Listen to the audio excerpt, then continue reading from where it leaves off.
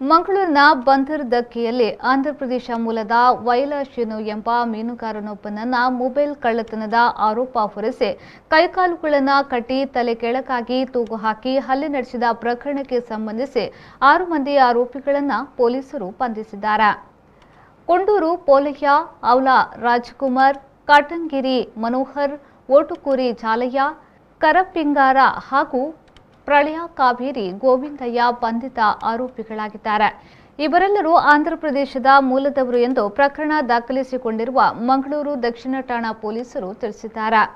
ಮಂಗಳೂರು ಧಕ್ಕೆಯಲ್ಲಿ ನಿಲ್ಲಿಸಿದ್ದ ಮೀನುಗಾರಿಕಾ ಬೋಟ್ ಒಂದಕ್ಕೆ ಮೀನುಗಾರಿಕಾ ಕಾರ್ಮಿಕರಾಗಿರುವ ವೈಲಾ ಶೀನು ಡಿಸೆಂಬರ್ 14ರಂದು ರಾತ್ರಿ ಹೋಗಿದ್ರು. ಬಳಿಕ ವಾಪಸ್ಸಾಗಿ ತಾನು ಕೆಲಸಕ್ಕಿದ್ದ ಬೋಟ್ನಲ್ಲಿ ಮಲಗಿದ್ರು.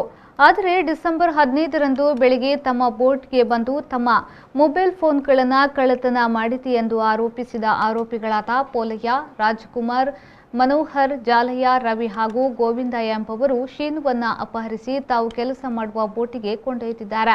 ಆ ವೇಳೆ ಶೀನುವಿನ ಕೈಕಾಲುಗಳನ್ನು ಕಟ್ಟಿ ಬೊಬ್ಬೆ ಹಾಕದಂತೆ ಬಾಯಿ ಮುಚ್ಚಿ ತಲೆ ಕೆಳಗಾಗಿ ಬೋಟಿನ ಆರಿಯ ಕೊಕ್ಕೆಗೆ ನೇತಾಡಿಸಿದ್ದಾರೆ. ಬಳಿಕ ಶೀನು ಮೇಲೆ ಹಲ್ಲೆ ನಡೆಸಿ ಕೊಲೆಗೆ ಯತ್ನಿಸಿದ್ದಾರೆ.